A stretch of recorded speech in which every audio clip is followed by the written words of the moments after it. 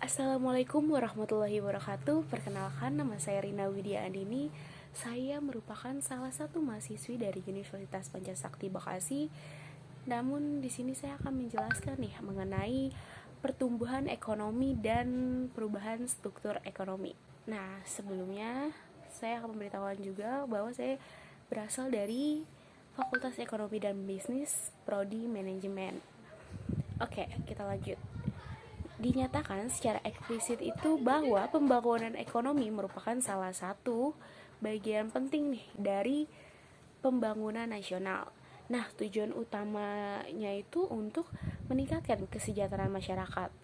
Nah, walaupun bukan suatu indikator yang bagus, tingkat kesejahteraan masyarakat dilihat juga dari aspek perekonomiannya. Dapat diukur dengan pendapatan nasional PN per kapita untuk dapat meningkatkan PN ekonomi, diukur dengan pertumbuhan PDB dan menjadi salah satu target penting yang harus dicapai dalam pembangunan. Baik, selanjutnya kita masuk ke materi pertumbuhan ekonomi, yaitu ada 3 ya. Yang pertama itu konsep dan cara perhitungan, dan yang kedua sumber-sumber pertumbuhan, yang ketiga teori-teori dan model pertumbuhan. Kita bahas dulu yang pertama, yaitu konsep dan cara perhitungan. Nah, pertumbuhan ekonomi yang tinggi dan berkelanjutan merupakan kondisi utama atau keharusan bagi kelangsungan pembangunan ekonomi dan peningkatan kesejahteraan. Jumlah penduduk bertambah setiap tahun, sehingga dengan sendirinya kebutuhan konsumsi sehari-hari juga bertambah nih setiap tahun. Maka dibutuhkan penambahan pendapatan setiap tahunnya. PDB dapat diukur dengan 3 macam pendekatan, yaitu pendekatan produksi, pendekatan pendapatan, dan pendekatan pengeluaran. Sedangkan melalui pendekatan pendapat atau pendapatan, PDB adalah jumlah pendapatan yang diterima oleh faktor-faktor produksi yang digunakan dalam proses produksi di masing-masing sektor, seperti tenaga kerja atau gaji atau upah, pemilik modal atau bunga atau investasi, pemilik tanah atau hasil jual atau hasil sewa tanah, dan pengusaha atau keuntungan bisnis atau perusahaan.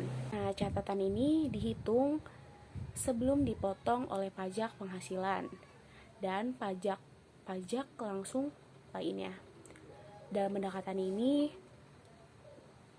penghitungan PDB juga mencakup penyusutan dan pajak-pajak tidak langsung neto. Adapun menurut pendekatan pengeluaran, PDB adalah jumlah dari semua komponen dari permintaan akhir, yaitu pengeluaran konsumsi rumah tangga dan lembaga swasta yang tidak berorientasi profit atau nirlaba. Kemudian pembentukan modal tetap domestik bruto, termasuk perubahan stok, pengeluaran konsumsi pemerintah, ekspor dan import M. Nah, selanjutnya itu mengenai sumber-sumber pertumbuhan. Pertumbuhan ekonomi bisa bersumber dari pertumbuhan permintaan agregat atau pertumbuhan penawaran agregat. Dari sisi permintaan agregat, katanya di dalam ekonomi bisa terjadi karena PN yang terdiri atas permintaan masyarakat, konsumen, perusahaan, dan pemerintah meningkat seperti telah dijelaskan sebelumnya nih. Sisi permintaan agregat atau penggunaan PDB terdiri atas 4 komponen: konsumsi rumah tangga, investasi, termasuk perubahan stok, konsumsi atau pengeluaran pemerintah, dan ekspor neto per barang dan jasa minus import barang dan jasa. Nah, selanjutnya teori-teori model pertumbuhan, yaitu teori klasik. Ada 2 aliran utama pemikiran mengenai pertumbuhan ekonomi. Dilihat dari sisi penawaran agregat atau produksi, yakni teori klasik teori klasik dan teori modern. Di antara kedua ini, teori Keynesian dan teori neoklasik atau Tambunan 2006. Dasar pemikiran dari teori klasik adalah pembangunan ekonomi, dilandasi oleh sistem liberal yang mana pertumbuhan ekonomi dipacu oleh semangat untuk mendapatkan keuntungan maksimal. Jika keuntungan meningkat, tabungan akan meningkat dan investasi juga akan bertambah. Nah, hal ini akan meningkatkan stok modal yang ada. Kala produksi meningkatkan dan meningkat permintaan terhadap tenaga kerja sehingga tingkat upah juga meningkat.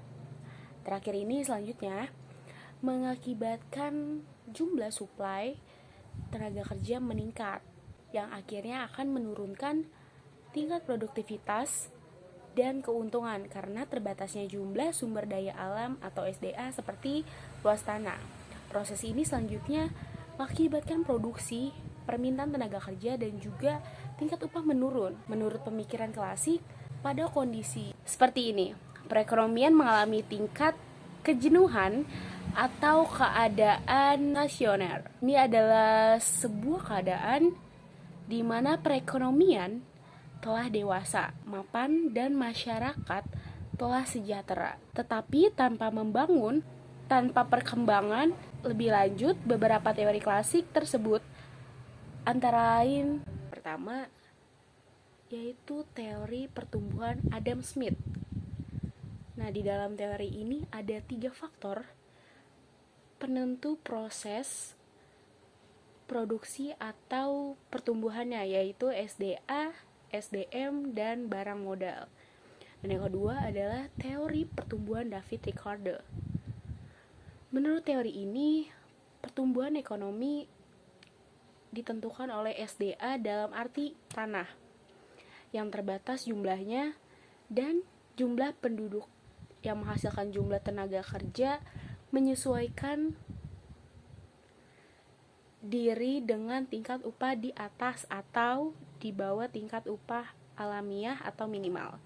Dan yang ketiga itu teori pertumbuhan dari Thomas Robert Malthus. Menurutnya ukuran keberhasilan pembangunan suatu perekonomian itu adalah kesejahteraan negara, yaitu jika PNB potensialnya meningkat. Sektor yang dominan adalah pertanian dan industri.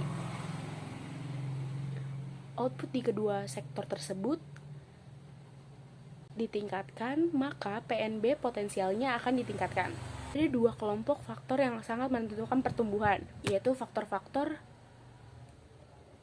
ekonomi seperti tanah, tenaga kerja, modal, dan organisasi, dan faktor-faktor non-ekonomi seperti keamanan atas kekayaan konstitusi dan hukum yang pasti, etos kerja dan disiplin pekerja yang tinggi. Yang terakhir itu teori Marx. Nah, Marx membuat 5 tahapan perkembangan sebuah perekonomian, yaitu yang pertama perekonomian manual atau primitif, perekonomian komunal primitif, yang kedua perekonomian perbudakan, yang ketiga perekonomian feodal, yang ketiga perekonomian komunal primitif, yang kedua perekonomian perbudakan, yang ketiga perekonomian feodal, yang keempat perekonomian kapitalis, dan yang kelima perekonomian sosialis. Nah, titik kritis dari teori Marx ini adalah pada transisi dari perekonomian kapitalis dan sosialis. Nah, masuk lagi nih kepada teori neo-Keynesian.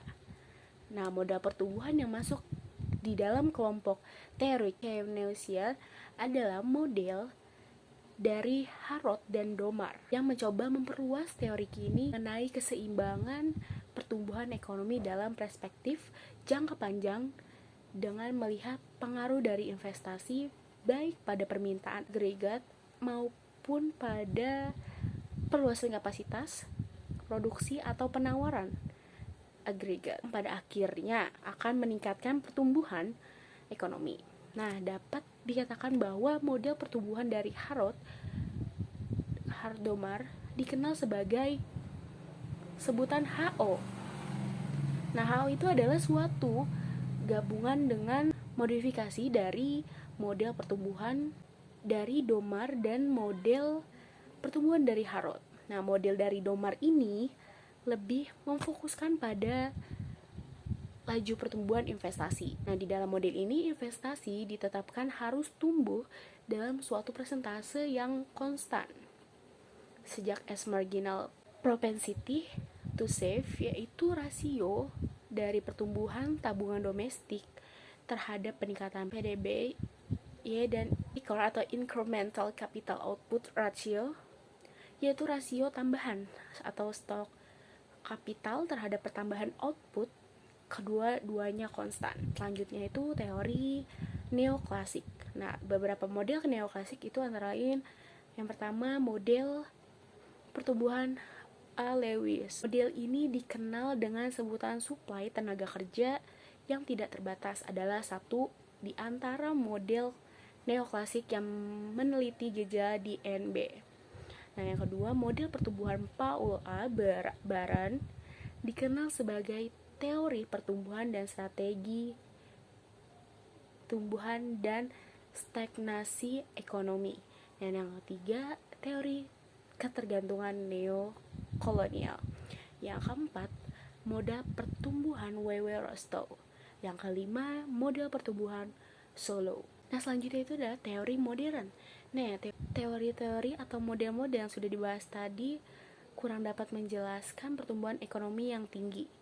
Nah, sejak tahun 1950-an, banyak negara di dunia kenyataan pertumbuhan tersebut tidak sepenuhnya hanya didorong oleh akumulasi modal dan penambahan jumlah tenaga kerja, tetapi juga disebabkan oleh peningkatan produktivitas dari kedua faktor produksi tersebut. Kenapa? Ya, misalnya Korea Selatan yang miskin SDA dan mengalami kekurangan modal pada awal pembangunan setelah Perang Korea berakhir tahun 1953, bisa dalam waktu yang singkat menghasilkan suatu kinerja ekonomi yang menakjubkan dengan laju pertumbuhan rata-rata per tahun yang tinggi. Nah, itu contohnya. Lanjut lagi mengenai pertumbuhan pasca Orde Baru. Nah, pemerintah Orde Baru berakhir pada bulan Mei tahun 1998 saat krisis keuangan Asia mencapai titik terburuknya dan menghantam perekonomian Indonesia. Di bab 4 dibahas nih krisis keuangan Asia 1997 sampai 1998 dan krisis ekonomi global 2018 sampai 2009. Nah, serta dampak dari kedua krisis tersebut terhadap perekonomian Indonesia, kita jelaskan ya. Setelah mengalami suatu pertumbuhan negatif sekitar 13% pada tahun 1998. Akibat krisis Asia tersebut, ekonomi Indonesia mulai pulih kembali sejak 1999 dengan laju pertumbuhan yang kembali positif yang merangkak secara perlahan setiap tahunnya. Pada tahun 2008 nih hingga 2009 terjadi suatu krisis ekonomi global yang berawal dari suatu krisis krisis keuangan yang besar di Asia. Nah, perekonomian Indonesia juga terkena imbasnya, terutama lewat penurunan volume ekspor manufaktur untuk sejumlah barang, terutama mebel akibat permintaan krisis keuangan Asia pada krisis 2008 sampai 2009. Nah, ekonomi Indonesia tetap mampu mempertahankan pertumbuhan yang positif walaupun lajunya lebih rendah daripada yang diharapkan saat sebelum krisis terjadi. Nah, selanjutnya perubahan struktur ekonomi. Nah, bangunan ekonomi jangka panjang dengan pertumbuhan PDB akan membawa suatu perubahan besar dalam struktur ekonomi. Dari ekonomi tradisional sebagai sektor utama ke ekonomi modern yang didominasi oleh sektor non-premier, khususnya industri manufaktur dengan increasing return to sell atau relasi positif antara pertumbuhan output dan pertumbuhan produktivitas yang dinamis sebagai motor utama penggerak pertumbuhan ekonomi pada tahun 1988 oleh Weiss. Nah, pada kecenderungan dapat dilihat sebagai suatu hipotesis bahwa semakin tinggi laju pertumbuhan ekonomi yang membuat semakin tinggi pendapatan masyarakat per kapita, maka semakin cepat pertumbuhan struktur ekonomi dengan asumsi faktor-faktor penentu lain yang mendukung proses tersebut seperti manusia, bahan baku, dan teknologi yang tersedia. Baik, itu saja mungkin yang bisa saya jelaskan. Kurang lebihnya mohon maaf. Assalamualaikum warahmatullahi wabarakatuh. Jangan lupa like, comment, subscribe, and share ke teman-teman kalian. Bye-bye.